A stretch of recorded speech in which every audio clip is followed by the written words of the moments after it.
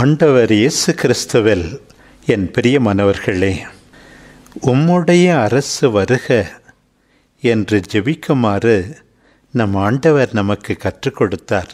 நாம் எல்லாரும் அவருடைய அரசுக்காக காத்திருக்கிறோம். அருங்குறிகளோடு, அடையாளங்களோடு, காட்சிகளோடு ஆண்டவர் மாட்சியோடு தோன்றுவதை எதிர்பார்க்கிறோம். இறை ஆட்சி எப்போது வரும் என்று இன்றைய நற்செய்தி பகுதியிலே பரிசேயர்கள் ஆண்டவரிடம் கேட்கிறார்கள். அதற்கு அவர், கண்களுக்கு புலப்படும் முறையில் அது வராது, இதோ இறை ஆட்சி இங்கே அங்கே என்றெல்லாம் சொல்லுவார்கள், அங்கெல்லாம் நீங்கள் போகாதீர்கள்.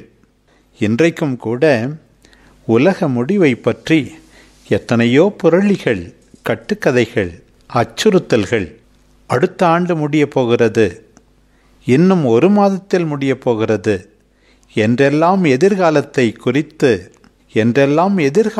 குறித்து பேசுகின்றவர்கள் இருக்கத்தான் செய்கிறார்கள். ஆனால் ஆண்டவர் இன்றைக்கு குறிப்பிடுகின்றார், இறை ஆட்சி இதோ உங்கள் நடுவிலே உள்ளது என்கின்றார். தன்னுடைய போதனைகளினோடே ஆண்டவர் மீண்டும் மீண்டும் வலியுறுத்தினார். ஆரவாரம் இல்லாமல், ஆர்ப்பாட்டம் இல்லாமல், புளிப்பு மாவை போல் இறை ஆட்சி மறைவாக செயல்படும். கடுகு விதை போல் சிறியதாக விதைக்கப்பட்டாலும் அது வளமாக வல்லமையோடு வளரும் என்றார் ஆண்டவர். இன்றைக்கு இறை ஆட்சி ஆண்டவருடைய வல்லமையுள்ள வார்த்தையிலே வெளிப்படுகிறது, அருள் அடையாளங்களிலே வெளிப்படுகிறது. அதைவிட முக்கியமாக எத்தனையோ நல்ல மனிதர்கள் வழியாக இறை ஆட்சி வெளிப்படுகிறது.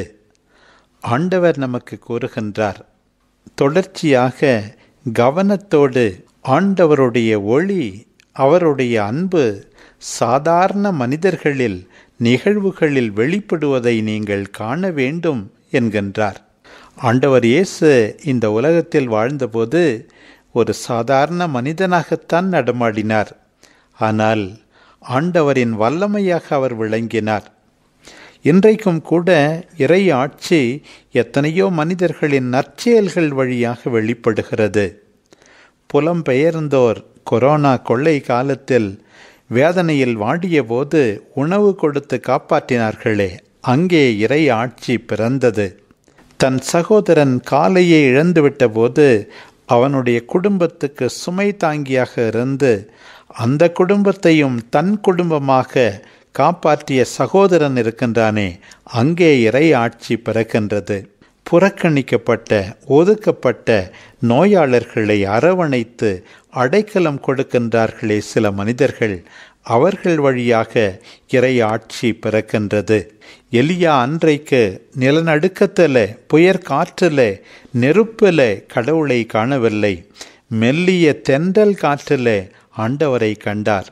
அதே போல மனிதர்களின் மென்மையில், கனிவில், அக்கறையில் இறை ஆட்சி வெளிப்படுகின்றது. இறை ஆட்சியை வெளிப்படுத்துகின்ற சீடராக வாழத்தான் நம் எல்லாரையும் ஆண்டவர் அழைக்கின்றார். இறுதி காலத்தில் அல்ல, வர இருக்கின்ற உலகத்தில் அல்ல, ஒவ்வொரு நாளும் இறை ஆட்சியின் மதிப்பீடுகளை நாம் வளர்க்கும்போது, அவற்றை வாழ்ந்து காட்டும்போது உண்மையாகவே நாம் ஆண்டவருக்கு பிரியமானவர்களாக இருக்கிறோம் என்பதில் சந்தேகமே இல்லை. எங்கெல்லாம் இத்தகைய அன்பு புரட்சி நிகழ்கின்றதோ அங்கெல்லாம் இறை ஆட்சி தொடர்ந்து பிறந்து கொண்டே இருக்கும், வளர்ந்து கொண்டே இருக்கும். அன்பு ஆண்டவரே, அருங்குறிகளை, ஆரவாரங்களை, ஆர்ப்பாட்டங்களை, வினோதமானவைகளை நாங்களும் தொடர்ந்து எதிர்பார்த்து கொண்டே இருக்கின்றோம். ஆனால் ஆண்டவரே, நீர் மௌனமாக செயல்படுகின்றீர், அதே நேரத்தில் வல்லமையோடு செயல்படுகின்றீர். எங்கள் வழியாக உமது நற்செய்தியின் மதிப்பீடுகள் வெளிப்பட வேண்டுமென்று ஆசிக்கின்றீர் என்பதை இன்றைக்கு எங்களுக்கு கற்றுத்தாரும். எங்களால் இயன்ற அளவுக்கு மற்றவர்களுக்கு துணையாயிருந்து, ஆசீர்வாதமாயிருந்து, தேவையில் இருப்பவர்களுடைய கண்ணீரை துடைத்து இறை ஆட்சியை உலகிலேயே உருவாக்க எங்களுக்கு கற்றுத்தாரும். ஒருவரை ஒருவர் ஏற்றுக்கொள்ள பாடுபட எங்களுக்கு கற்றுத்தாரும். ஆண்டவரை ஏற்றுக்கொண்ட அடிமையை தன்னுடைய இதயம் என்று சொன்ன பவுலடியாரை பின்பற்றி நாங்களும் எங்கள் சகோதர சகோதரிகளை மிக உயர்ந்த சொத்துக்களாக போற்றி அவர்களை அன்பு செய்து வாழ கற்பித்தருளும். ஆமென்.